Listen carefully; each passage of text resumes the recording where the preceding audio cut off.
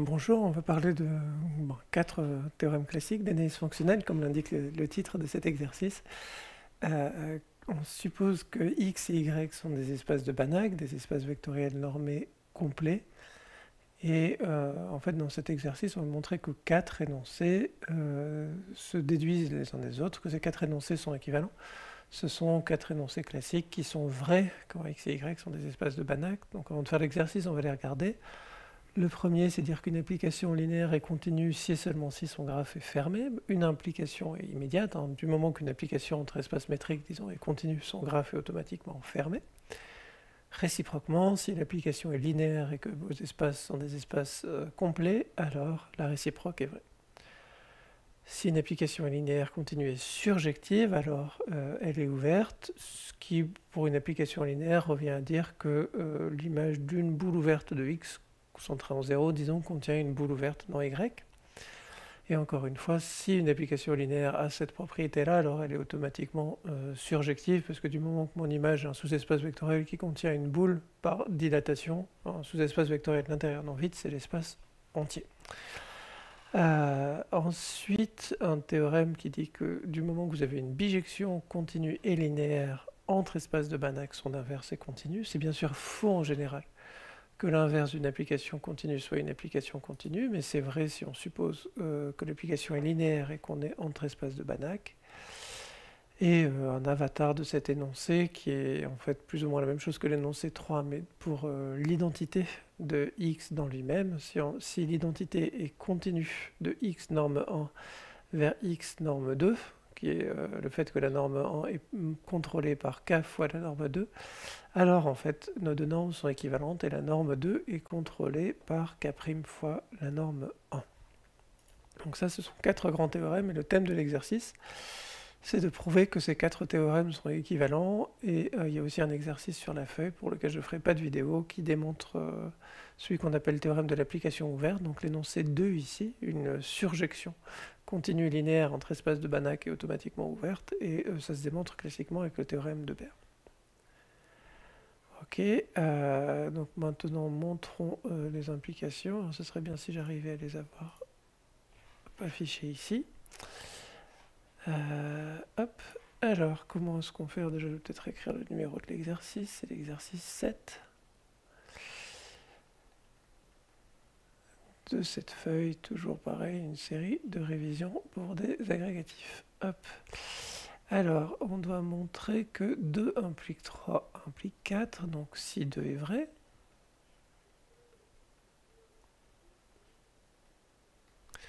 et on se place, on considère, donc je rappelle, je ne vais pas l'écrire à chaque fois, mais x et y sont supposés être des Banach, donc on suppose que t est linéaire, continue, bijective, et en particulier surjective. Alors, comme t est surjective, t de u est ouvert dans y pour tout ouvert u de x. Et ça, bien sûr, soit cela entraîne que t-1 est continu. Pourquoi? Donc t-1 est automatiquement linéaire parce que c'est l'inverse d'une application linéaire, donc ça existe parce que t est bijective. Pourquoi est-ce que t-1 est continu? C'est parce que si u, donc dire qu'une application entre espaces métriques est continue, c'est pareil que de dire que l'image inverse, donc t-1 est continue, j'aurais dû dire ici, bien sûr t-1 elle va de y vers x, et dire qu'une application est continue, c'est dire que quand je prends l'image inverse d'un ouvert ici de x par t-1, c'est censé être un ouvert de y, mais bien sûr t-1 moins 1, les notations sont suffisamment raisonnables pour que ça soit égal à t de u.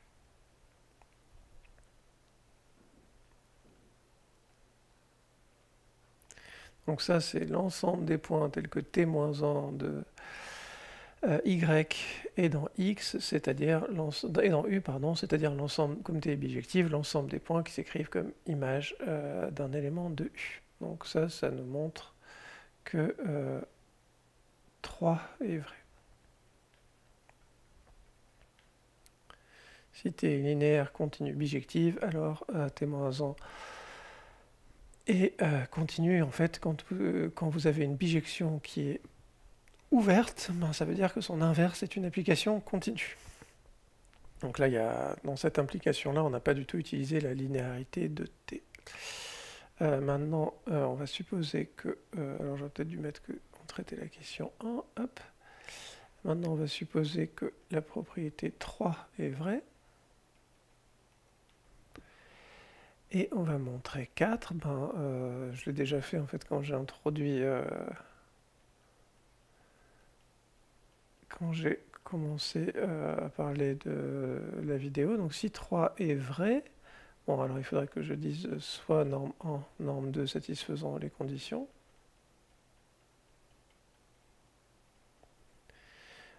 Sur x complète, donc on suppose que les deux normes sont complètes, enfin les distances associées aux deux normes sont complètes, et telles que il existe un certain cas, strictement positif bien sûr, tel que la norme de x1 soit plus petite que k fois la norme de x2 pour tout x non grand x. Ben ça, c'est essentiellement la même chose que de dire que l'identité de x norme 1 vers x norme 2, bon, dans ce cas-là, on voit qu'elle est k-lipschitzienne, elle est continue, c'est une application linéaire, et on vient exactement d'écrire que sa norme subordonnée était plus petite que k. D'autre part, l'identité, c'est manifestement bijectif. Donc, ben, vu qu'on a supposé 3, et c'est l'identité est linéaire, continue et bijective, ben, ça entraîne que l'identité -1, qui va de x, donc l'application inverse de mon application linéaire, qui va de x norme 2 vers x norme 1, est continue. Bien sûr, l'inverse de l'identité, c'est l'identité.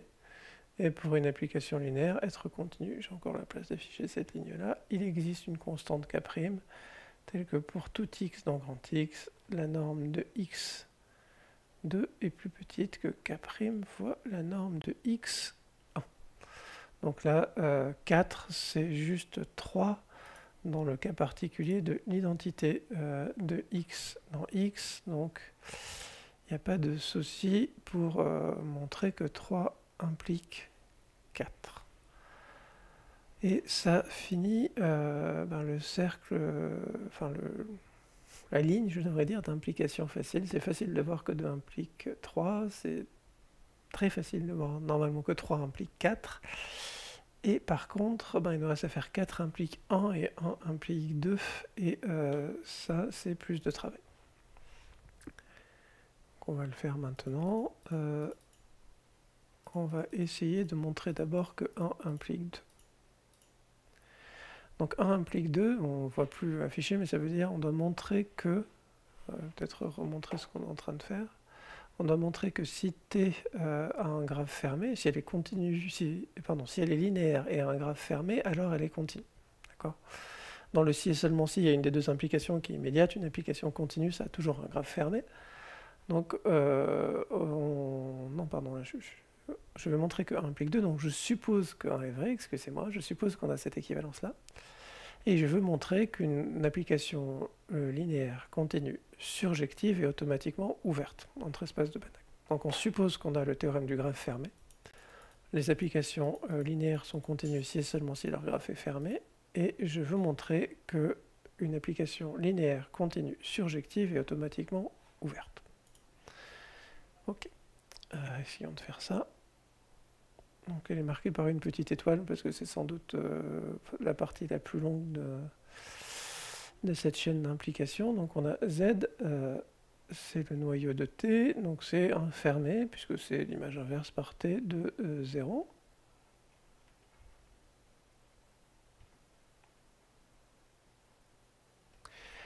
Et on quotiente par Z, donc on pose... il n'y a pas de nom ce truc. Donc X sur Z, c'est l'ensemble des classes d'équivalence pour la translation, pour la relation induite par l'action de Z sur X par translation, donc l'ensemble des classes. Une classe d'équivalence, c'est un truc de la forme.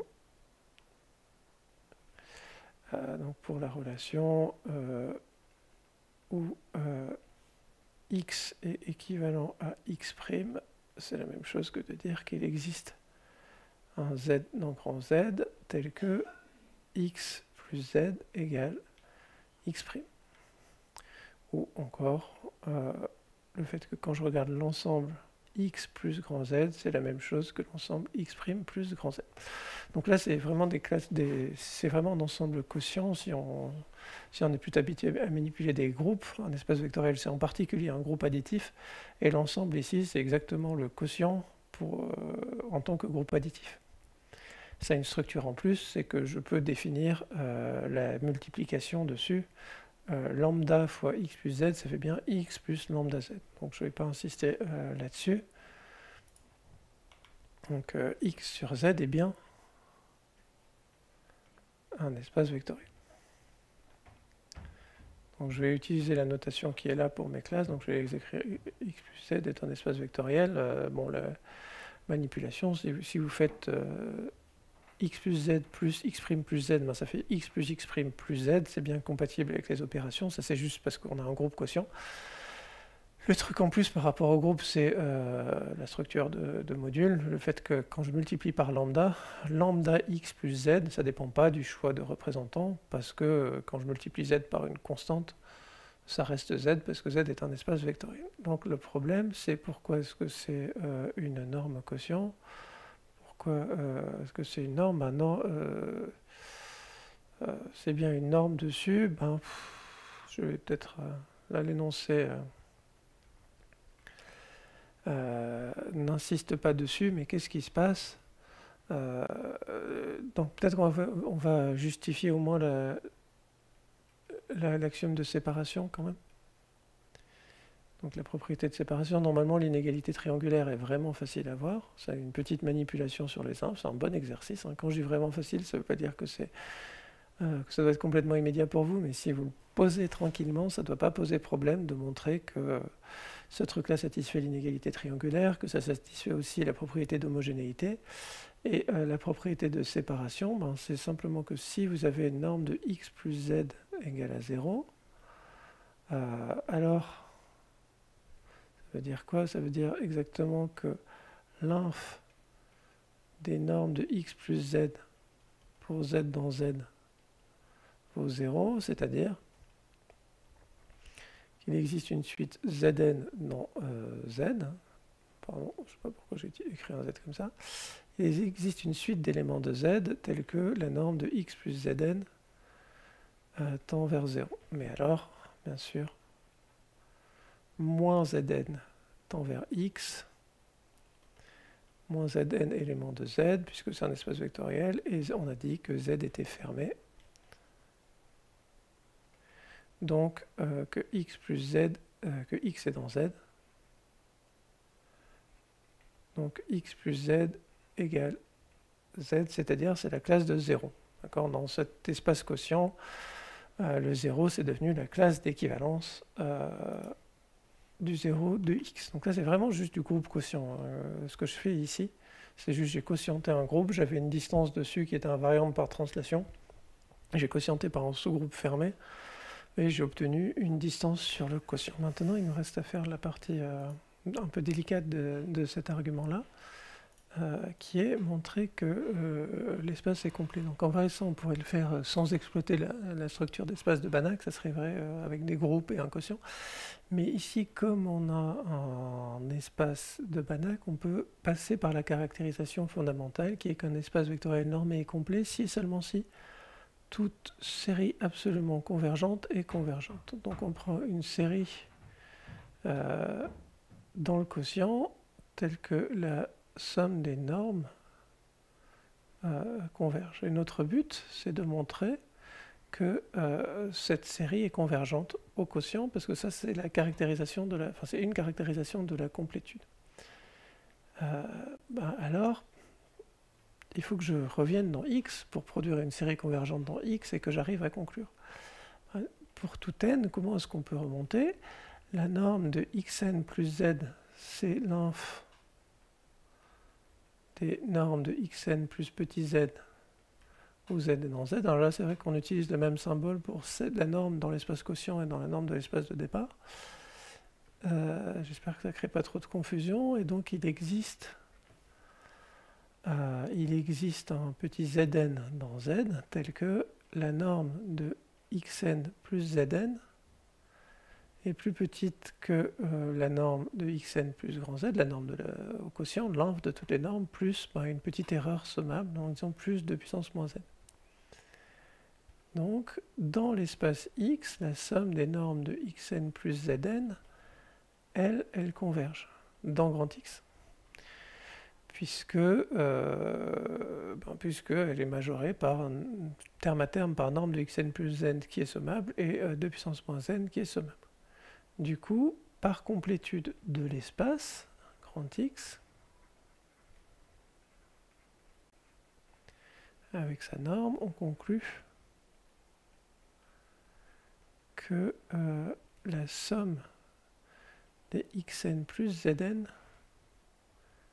converge vers un certain point x. Mais maintenant,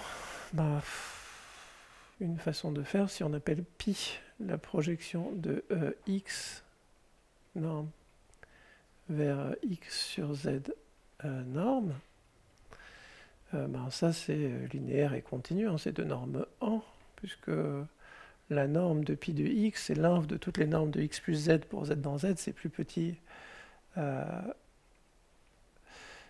même plus petite que 1, parce que la norme de pi de x est toujours plus petite que la norme de x. Et du coup, qu'est-ce qui se passe quand j'applique pi? J'obtiens que la somme des pi de xn plus zn, pour n égale 0 jusqu'à grand N, donc ça c'est une suite indexée par grand N, converge vers le projeté de x, c'est-à-dire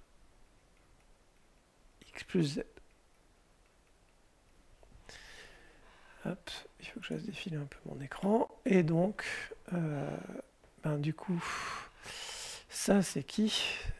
C'est quoi ça? C'est projeté c'est la classe d'équivalence de xn plus zn, c'est-à-dire c'est juste xn plus z. Quand j'ai translaté par un z indice n, je n'ai pas changé la classe d'équivalence puisque zn est dans z. La limite de ce truc-là, c'est la somme des classes de xn plus z, et c'est égal à x plus z. Donc une fois le schéma, ici c'est abstrait, hein, cet argument-là, le schéma c'est de dire, je regarde une suite au quotient, je relève et j'arrive à trouver une suite de relevés.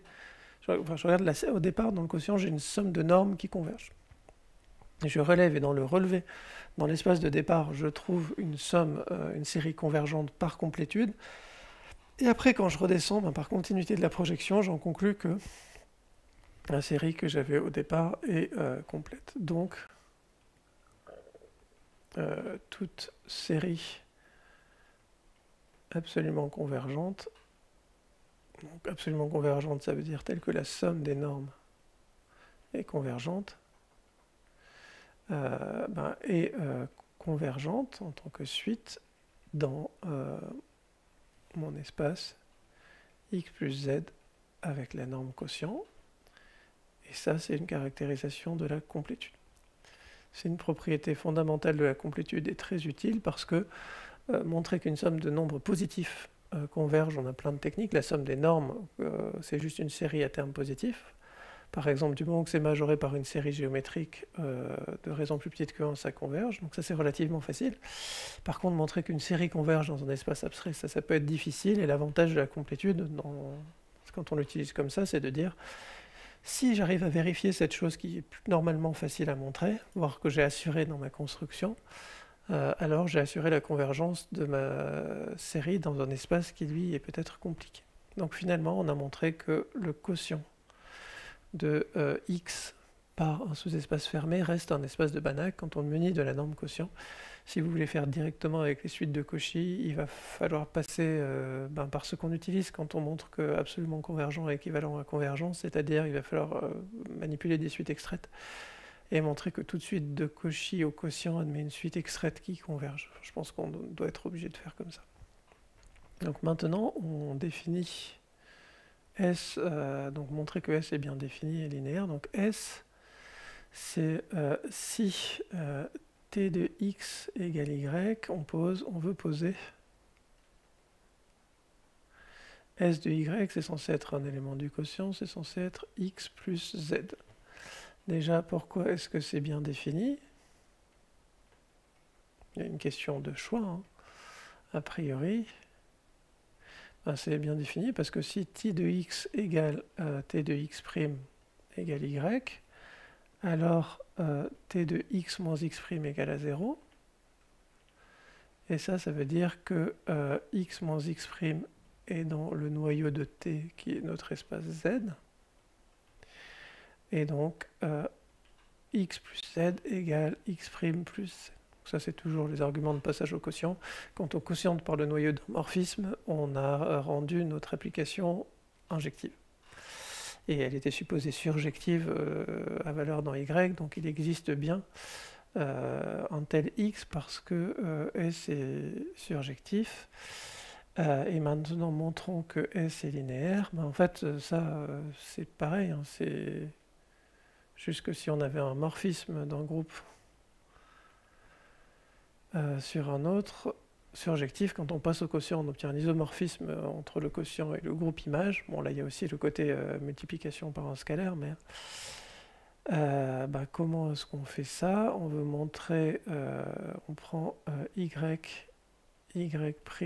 dans grand Y, et on prend lambda dans R, et on a,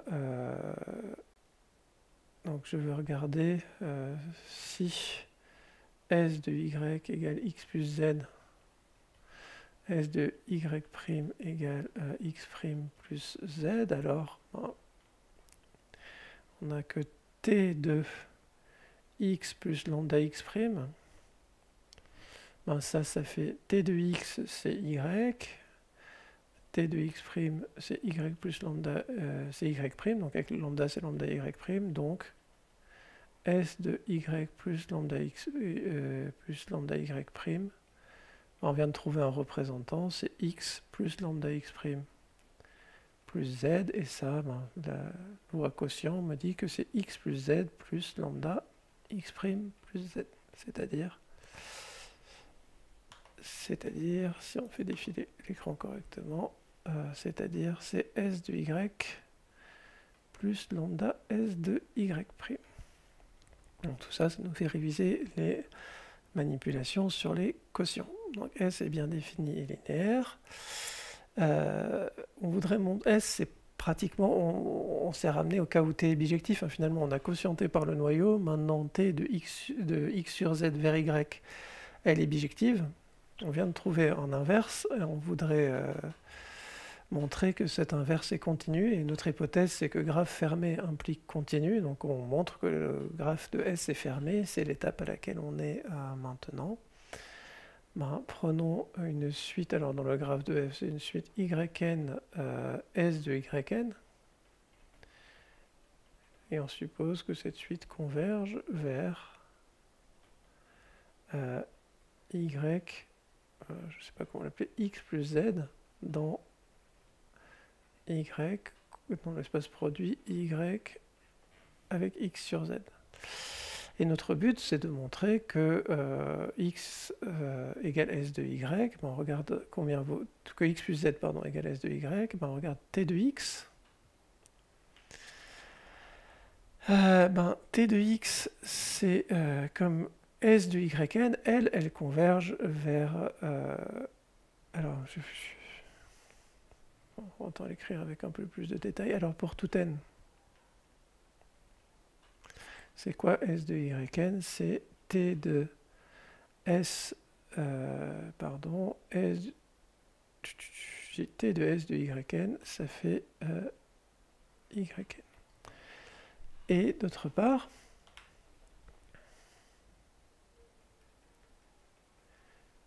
dire que, puisqu'il faut que j'utilise que t est continu, mais là pour l'instant j'ai une convergence au quotient, mais dire que S de yn converge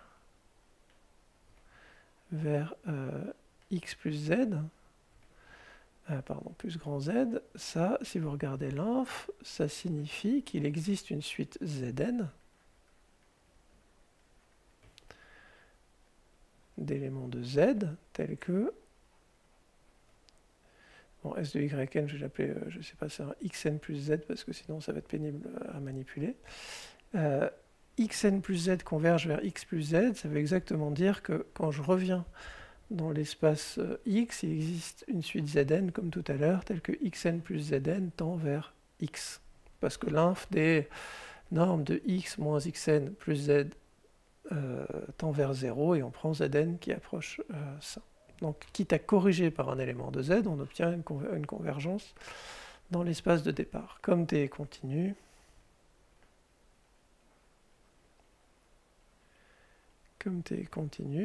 t de xn plus zn, t de xn plus zn, c'est juste t de xn tend vers t de x, et par définition de S, t de xn, c'est yn. Donc, t de x égale y, c'est-à-dire que x plus z, on a choisi un antécédent de y au quotient. S, c'est juste choisir toute la classe d'équivalence d'un antécédent. Et du coup, on vient exactement de montrer que le graphe de f est fermé. Le graphe de S, pardon, est fermé. Et comme on a supposé que 1 était vrai, S est continu. Ok, donc on refait ce qu'on vient de faire. On est en train d'essayer de montrer que le graphe de cette application linéaire est fermé. Donc on prend une suite dans le graphe qui converge. Yn, c'est une suite dans y qui converge vers y. S de yn, ça converge vers quelqu'un que je vais appeler x plus z. Et S de yn, c'est une suite de classes d'équivalence. Je vais prendre des représentants xn et dire que S de yn, c'est xn plus z. Pour tout n, par définition, on a juste t de xn égale y. Mais dire que je converge dans l'espace quotient, ça veut dire que quitte à relever, à ajouter des z indices n, alors xn plus zn converge vraiment vers x. Du coup, t de xn plus zn converge vers t de x, et ça, c'est ce qu'il nous fallait pour conclure. Maintenant, on a presque fini, puisque, hop,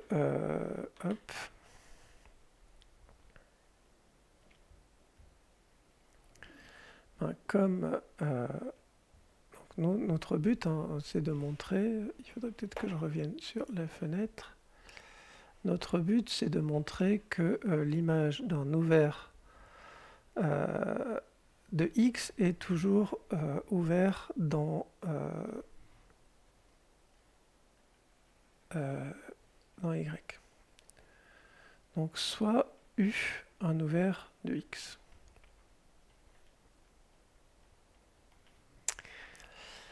C'est quoi t de u? Donc je prétends que t, on va peut-être l'écrire comme ça.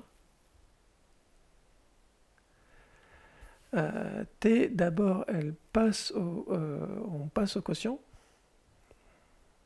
Comment est-ce qu'on fait t? On passe au quotient et ensuite on fait S.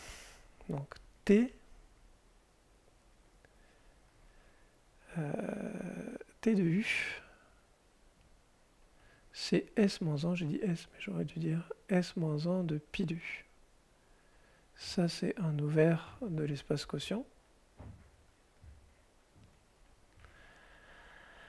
et S-1 est continu. Pardon, S-1 dans ouvert, S est continu, je devrais dire.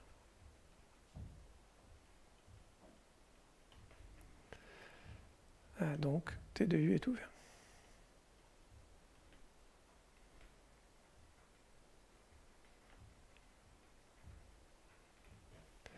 Alors peut-être que là j'aurais dû donner des détails, mais ça devient déjà trop long.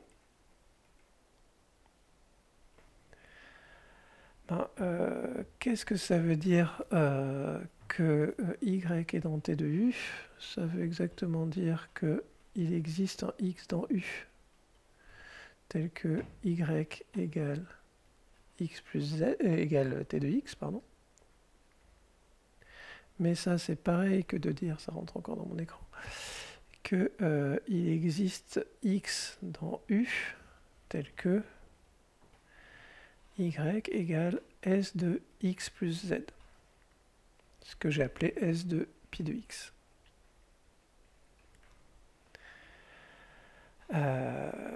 Et donc, c'est la même chose que de dire qu'il existe un... alors ça casse plus dans mon écran. Qu'il existe un quotient, un X plus Z dans pi de U,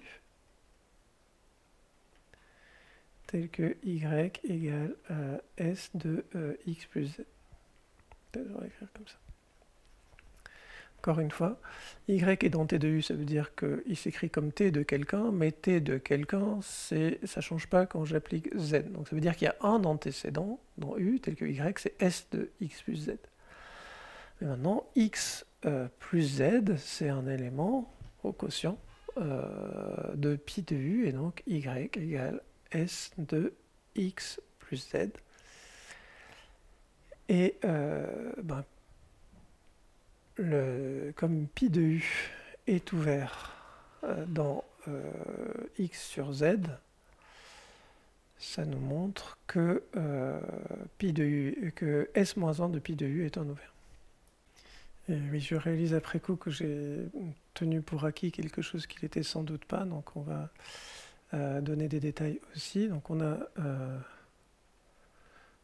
justifié nos résultats, sauf qu'on n'a pas dit pourquoi pi de U est en ouvert. Donc on va le faire maintenant.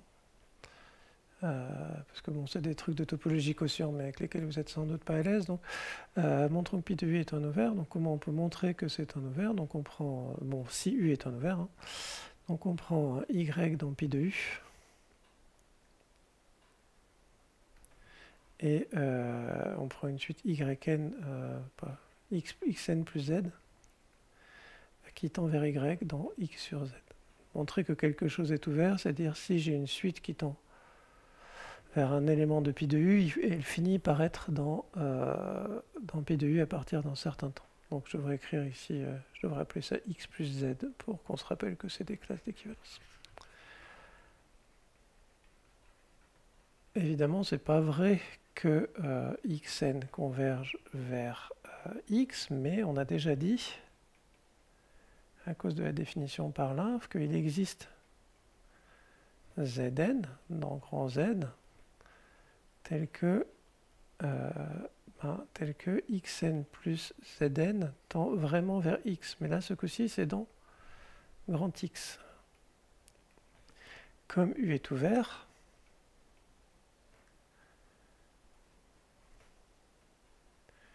comme grand U est ouvert, xn plus Zn appartient à U pour n suffisamment grand.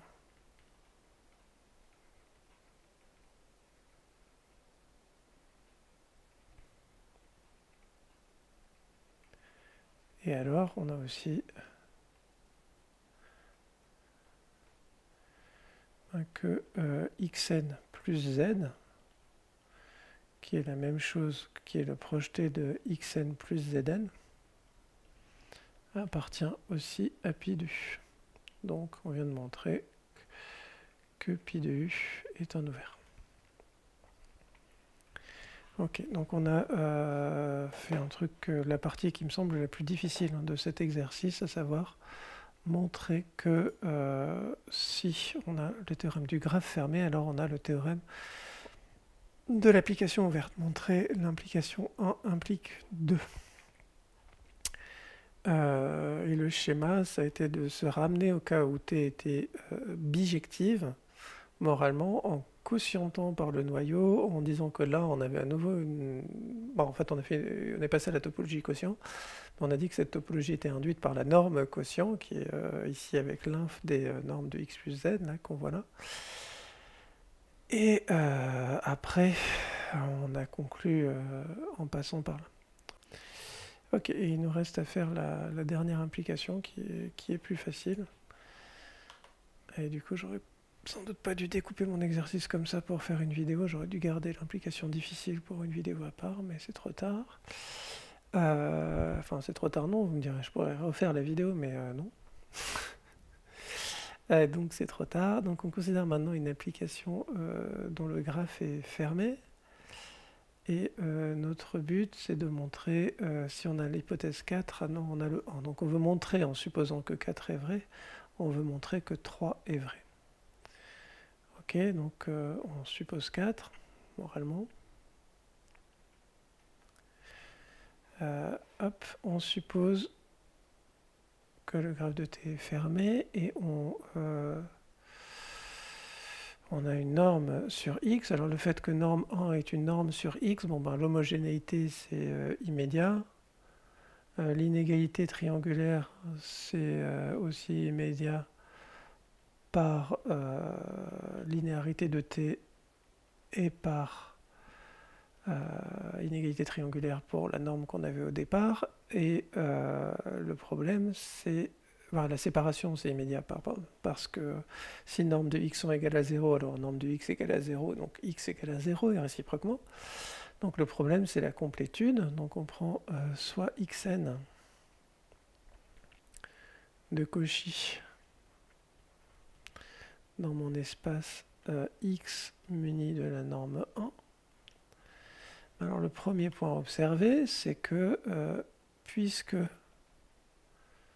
la norme de x est toujours plus petite que la nouvelle norme, et je vais écrire comme ça, la norme de t de x aussi, les deux sont toutes les deux plus petites.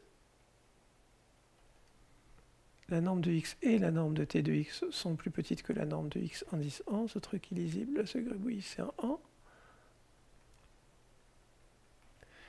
On en déduit que xn et t de xn sont de Cauchy dans x avec la norme. Si à partir d'un certain rang, vous avez norme de xn, pour n et m suffisamment grand, vous avez norme de xn moins xm indice 1 plus petit que epsilon, alors vous avez la même chose simultanément pour norme de xn moins xm et norme de t de xn moins t de xm. Donc, puisque x est complet,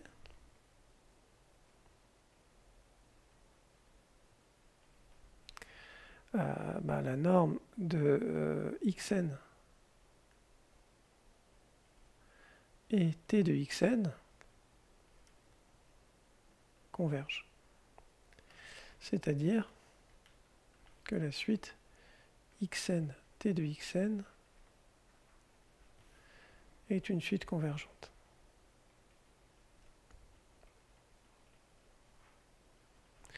Dans l'espace produit x croix x. On a supposé que le graphe de t est fermé.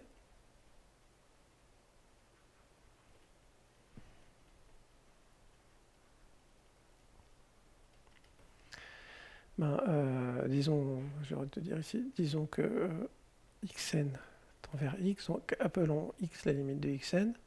Comme le graphe de t est fermé, nécessairement t de xn doit tendre vers t de x. Et donc, xn, elle tend vers x dans l'espace grand X avec la norme 1, puisque la norme de x moins xn en norme 1, c'est norme de xn moins x plus norme de t de xn moins t de x, et on vient de dire que ça tendait vers 0. Donc, qui est donc complet.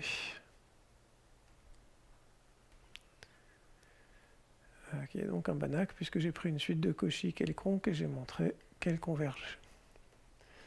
Maintenant le petit b, bon ben, supposons que T a un graphe fermé.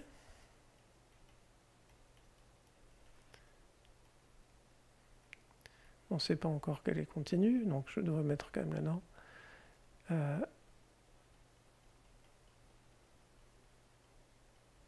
Supposons qu'elle a un graphe fermé. Et introduisons la norme complète qu'on vient de voir.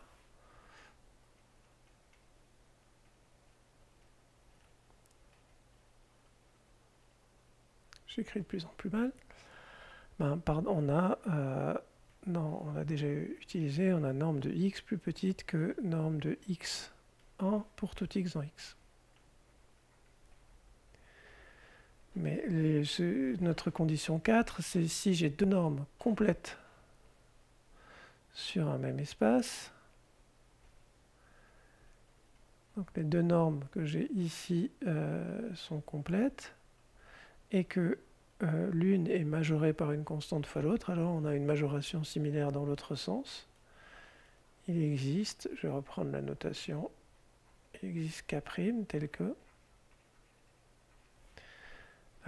quel que soit x dans grand X, la norme de x1 soit plus petite que la K' fois la norme de x. En particulier, norme de t de x est plus petite que K' fois norme de x. Et ça me dit que t est continu.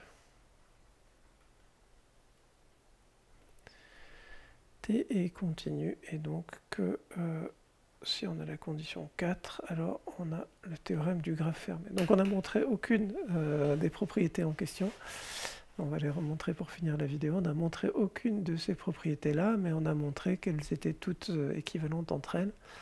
Et dans la façon dont on a rédigé ça, le plus compliqué, ça a été de passer de graphe fermé au théorème de l'application ouverte. Et ça a été principalement compliqué parce qu'il a fallu qu'on manipule un espace quotient, et je pense que je n'ai pas été très clair quand je l'ai fait sur la vidéo. Bien, cela dit, c'est en termes de révision pour la grecque, les questions 1 et 3 sont vraiment des bonnes questions à savoir faire où il n'y a pas de difficulté majeure. Et la question 2, pas de difficulté majeure, mais quand même des manipulations d'objets abstraits. Enfin, c'est intéressant de bien savoir faire ça.